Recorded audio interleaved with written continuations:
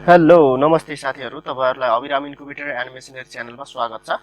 आजको यस भिडियोमा तपाईहरुकै जिज्ञासा प्रतिक्रियाहरुलाई हामीले प्रश्नहरुलाई उत्तर दिने कोसिस गर्नेछौं। तपाईहरुको प्रश्नहरु प्राय तापक्रम, आर्द्रता, अण्डा पल्टाउने तरिका, अण्डा संकलन र मेसिन बनाउँदा ध्यान दिनुपर्ने कुराहरुसँग सम्बन्धित नै भएको कारणले मैले यो सानो भिडियोमा तपाईहरुको सबै जिज्ञासा प्रश्नहरुलाई सकेसम्म समग्रमा उत्तर दिने प्रयास गरेको छु। तपाईहरुलाई एउटा जानकारी गराइदिम, हाम्रो फेसबुक पेज ह्याक भएको कारणले हामी तपाईहरुसँग फेसबुक मार्फत जोडिन सकेका छैनौं, क्षमा चाहन्छौं। र हामीले यसै युट्युब च्यानल अन्तर्गत तपाईहरुको जिज्ञासा प्रश्न र मेसिनको बारेमा विभिन्न अपडेटहरु दिइरहेका हुन्छौं। ह्याचरी मेसिन, चल्ला कुराल्ने मेसिनको बारेमा र यसका पार्ट्सहरुका विभिन्न किसिमका पार्ट्सहरु कसरी प्रयोग गर्ने, के गर्ने भन्ने खालका कुराहरु पनि हामीले यसै युट्युब च्यानल अन्तर्गत हामीले तपाईहरुलाई मार्गदर्शन गर्ने गर्दछौं र जानेका कुराहरु सिकाउने गर्दछौं। सकेसम्म हामीले आफैले अभ्यास गरेर जानेका कुराहरु तपाईहरुलाई गर्नेछौं र गर्दछौं। अनि कतिपय कुराहरु हामीले आफै पनि रिसर्च गर्छौं, खोज्छौं, हेर्छौं गुगलमा, युट्युबमा, त्यसरी हेर्ने गर्छौं। र अब लागौं हाम्रो भिडियोतर्फ। सबसे पहिले ह्याचरी, चल्ला कुराल्ने मेसिन बनाउनुहुन्छ वा त तपाईले कुनै ब्रुडर बनाउनुहुन्छ वा सुकुटी सुकाउने मेसिन बनाउन चाहनुहुन्छ वा स्कुल कलेजतिर प्रोजेक्ट वर्क गर्न चाहनुहुन्छ वा तपाई रिसर्चर हुनुहुन्छ, ब्याक्टेरिया फन्जाइहरु कल्चर गर्न चाहनुहुन्छ, तिनीहरुलाई हुर्काउन चाहनुहुन्छ वा कुनै रिसर्च अन्वेषण गर्न चाहनुहुन्छ भने यी कुराहरुले तपाईलाई केही मद्दत गर्न सक्नेछ भन्ने मैले आशा गरेको छु।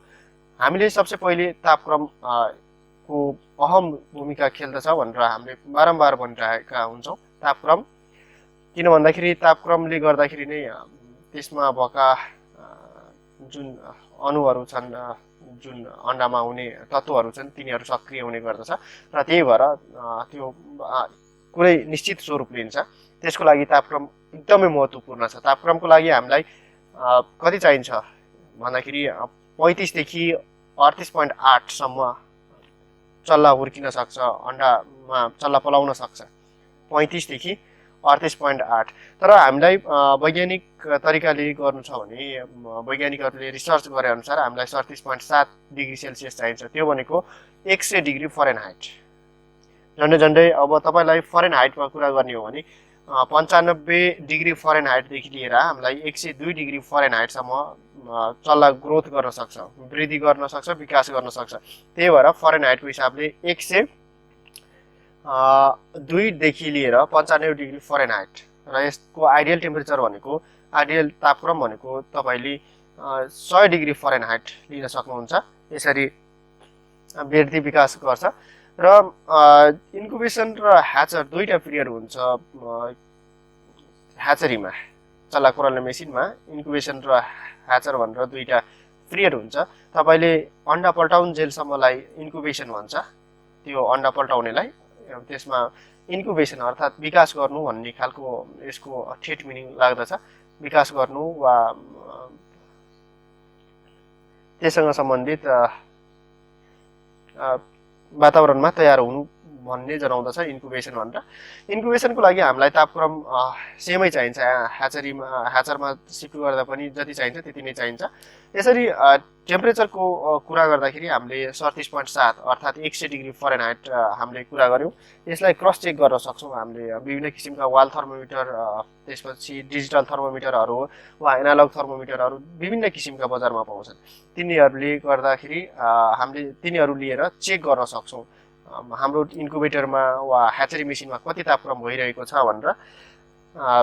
थर्मोमिटरको त्यसरी चेक गरेर हामीले वास्तवमा हाम्रो कन्ट्रोलर, तपाईले इन्क्युबेटरमा कन्ट्रोलर प्रयोग गर्नु भएको छ भने त्यसले ठीक दिइरहेको छ कि छैन तापक्रम भनेर तपाईले चेक गर्न सक्नुहुन्छ। यदि बेठिक दिइरहेको छ भने त्यसलाई क्यालिब्रेसन अर्थात मिलाउन सक्नुहुन्छ, कति घटबड गर्न सक्नुहुन्छ, त्यो विभिन्न तरिकाले गर्न सक्नुहुन्छ। र अब कुरा गरौं आर्द्रताको बारेमा। आर्द्रताको बारेमा के छ भन्दाखेरि हामीलाई त्यही इन्क्युबेसनमा र ह्याचर दुईटा पिरियडमा विशेष अहम भूमिका खेल्दछ।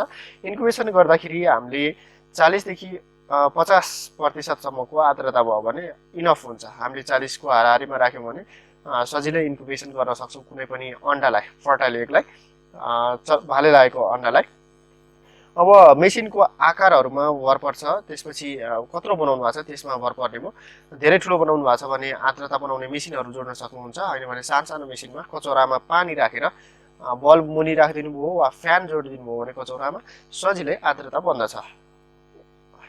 र हामीले ह्याचरमा शिफ्ट गर्दाखेरि अर्थात अन्डा नचलाउने बेलामा हामीले आर्द्रता बढाउनु पर्ने हुन्छ। 70 देखि 80% हामीले गर्न सक्यौं भने एकदमै राम्रो रिजल्ट आउँछ। 95% सम्म रिजल्ट आउँछ, 100% सम्म पुग्छ कहिलेकाहीँ। यसरी तपाईले आर्द्रता को बारेमा बुझ्नुभयो। आर्द्रताको बारेमा थप अरु भिडियो पनि बनाएका छौं, त्यो भिडियोहरु पनि हेर्न सक्नुहुन्छ। आर्द्रता कसरी बढाउने, कसरी हेर्ने, के उपकरणहरु हुन्छ, त्यो विभिन्न किसिमका भिडियोहरु मैले बनाएको छु, तपाईले त्यो पनि हेर्न सक्नुहुन्छ। आर्द्रता नाप्ने मिटरलाई चाहिँ हाइग्रोमिटर भनिन्छ। डिजिटल हाइग्रोमिटर विभिन्न किसिमका आउँछ, सस्तोदेखि महँगो, तिनीहरु उपकरणहरुबाट तपाईले हेर्न सक्नुहुन्छ। यसरी अब ह्याचरीमा कुरा गर्ने हो भने अर्को अहम रोल भनेको अन्डा पल्टाउने तरिकालाई भनिन्छ। अन्डा पल्टाउनु पर्ने भन्ने किसिमको। अब म्यानुअल मेसिन बनाउनुहुन्छ भन्ने तपाईले आफैले अन्डा पल्टाउनुहुन्छ, आफैले अन्डा पल्टाउनु पर्ने हुन्छ। तपाईले कम्तिमा 2 चोटीदेखि लिएर माथि पल्टाउनु भयो भने सजिलो हुन्छ। कम्तिमा 2 चोटी चाहिँ अनिवार्य पर्यो, साँझ र बिहान अनिवार्य हुन्छ। अब समय छ, फुर्सद छ, कोही घरमा बस्नुहुन्छ भने उहाँहरुले 4 चोटी 5 चोटी दिनमा पल्टाउन सक्नुहुन्छ। त्यसले झन् राम्रो रिजल्ट दिन्छ। यसरी हामीले अन्डा पल्टाउँदाखेरि अन्डा सर्छ कि सर्दैन भन्ने खालका प्रश्नहरु पनि थुप्रै आए। त्यस्तो केसेसमा के हुन्छ भन्दाखेरि तपाईले छुँदाखेरि अन्डा बिग्रिदैन, त्यो माउको जुन हामीले ओथारो दिएका हुन्छौं र हामीले छुँदाखेरि बिग्रिन्छ भन्ने कन्सेप्ट हुन्छ, त्यो मेसिनमा पक्कै पनि हुँदैन। किन भन्दाखेरि हामीले छोको चलाको अन्डा जुन ओथारोमा राखेको कुखुरालाई छोइदियौं वा चलाइदियौं भने त्यो अन्डा सर्ट्छ भन्ने मानसिकता छ। त्यो भनेको वास्तवमा कस्तो भन्दाखेरि कुखुराहरु वा ओथारो लागेको अथवा ओथारो बसेको माउ तर्सेर वास्तवमा त्यो अन्डालाई तापक्रम दिन नसक्नु नै हो। यसरी मुख्य कारण त्यही हो। त्यही भएर अन्डा पल्टाउँदाखेरि सकेसम्म आफैले पल्टाउनु होला वा मेसिनमा अन्डा पल्टाउने सिस्टम जोडेर तपाईले पल्टाउन सक्नुहुन्छ। कम्तिमा 2 चोटी चाहिँ पल्टाउनै पर्यो। त्यसपछि क्वालिटी अफ एग्स भनेर अन्डा कस्तो खालको लिने, कति दिनको लिने भन्ने खालका कुराहरु आउँछन्। सकेसम्म फर्टाइल एग भन्नाले भाले लागेको अन्डा, एकदमै भर्खरै भाले लाग्न थालेको, बास्न थालेको भालेको भन्दा पनि अलिकति म्याच्योर जुन हुन्छ 1.5 महिना भइसकेको भाले र पोथी भएको त्यस्ता खालका बास्न थालेका, अन्डा दिन थालेका लिनुभयो भने सजिलो हुन्छ। किन भन्दाखेरि 1.5 महिनामा म्याच्योर हुन लागेको हुन्छ र सजिलो हुन्छ। त्यसरी त्यो अन्डा लिन सक्नुहुन्छ। अब यसलाई संकलन र स्टोरेसन कसरी गर्ने, तपाईले अब एकदमै गर्मी हुने ठाउँ छ भने तपाईले सकेसम्म घरको तल्लो तलामा फ्लोरमा राख्नुभयो भने सजिलो हुन्छ, अर्थात भुइँमा राख्नुभयो भने सजिलो हुन्छ। त्यसरी संकलन गरेर हप्ता 10 दिन 15 दिनसम्मको अन्डा लिन सक्नुहुन्छ। सकेसम्म हप्तादेखि 10 दिनसम्मको लिनुभयो भने सजिलो हुन्छ अन्डा मेसिनमा राख्दाखेरि। अनि मेसिनमा राख्दाखेरि तपाईले 5-6 दिनमा क्यान्डलिङ गर्नुभयो भने सजिलै भ्रूण के कस्तो विकास भएको छ वा चल्ला पलाएको छ भनेर हेर्न सक्नुहुन्छ। अन्डामा यदि भाले लागेको छ भने पक्कै पनि त्यो विकास हुनै पर्छ। हामीले भनेका ती मापदण्ड भनेका छौं, तापक्रम, आर्द्रताहरुको, यिनीहरुको तपाईले मिलाउनु भयो भने सजिलै त्यहाँ विकास हुन्छ र सजिलै डेभलप हुन्छ, वृद्धि विकास हुन्छ चल्लाको अन्डाभित्र। अब मेसिनमा अहम भूमिका खेल्ने भनेको एयर सर्कुलेसन अर्थात भेन्टिलेसनले हो। भेन्टिलेसनको लागि हामीले पालहरु राख्न सक्छौं। पालहरु राख्दाखेरि सजिलै अक्सिजन लिन सक्छ र श्वास प्रश्वास गर्दाखेरि ऊ पनि एक किसिमको जीव नै भएको कारणले उसलाई श्वास प्रश्वास आवश्यक हुन्छ। अन्डामा पनि छिद्रहरु हुन्छन्, हामीले आँखाले नदेख्ने खालका छिद्रहरु हुन्छन् र त्यसै मार्फत उनीहरुले अक्सिजन लिने र कार्बन डाइअक्साइड फाल्ने गर्ने गर्दछ। यसरी सेफ हुन्छ। र अन्डा हामीले संकलन गर्दाखेरि सकेसम्म 30 डिग्री सेल्सियस भन्दा कम हुने खालको लिनुपर्छ। जस्तो मैले अघि नै भनिसके, भुइँमा राख्यो भने सजिलो हुन्छ। कुनै भाँडोमा वा बाटा वा केही चीजमा राखेर भुइँमाथि राख्नुभयो भने, त्यसरी राख्नुभयो भने भुइँमा तल्लो फ्लोरमा तापक्रम कम हुन्छ र सजिलै त्यो ह्याच गर्नलाई उपयुक्त हुन्छ भन्ने खालका कुरा भए। मैले भेन्टिलेसनको बारेमा पनि कुरा गरिसके।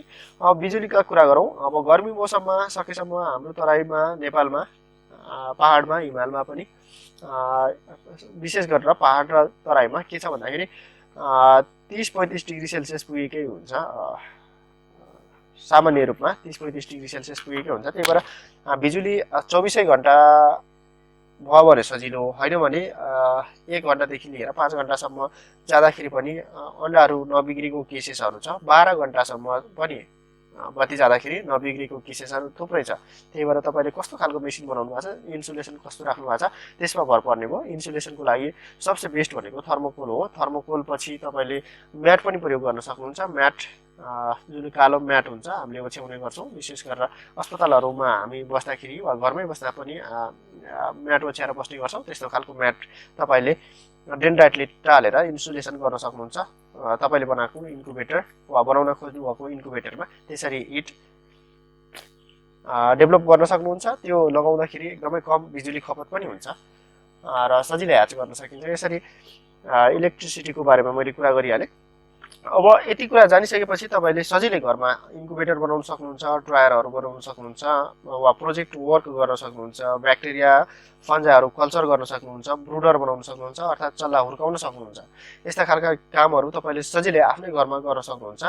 र अरू यससँग सम्बन्धित कसरी तापक्रम सेट गर्ने, कस्तो खालको डिभाइसहरू आउँछ भन्ने खालका कुराहरू तपाईँहरूलाई जिज्ञासा लाग्छ भने तपाईँहरूले हाम्रो युट्युब च्यानलमा विभिन्न किसिमका भिडियोहरू 70वटासम्म भिडियोहरू पुगिसकेको छ।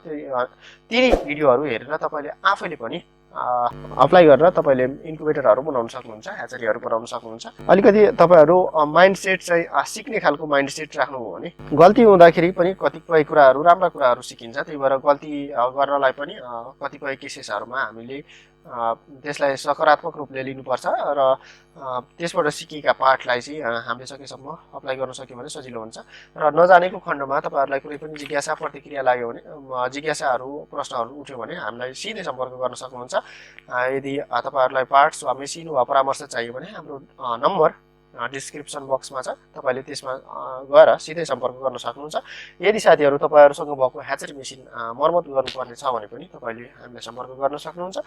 आजको भिडियोमा यति धैर्यतापूर्वकसँग हाम्रो भिडियो हेरिदिनु भएको छ, त्यसको लागि धेरै धेरै धन्यवाद।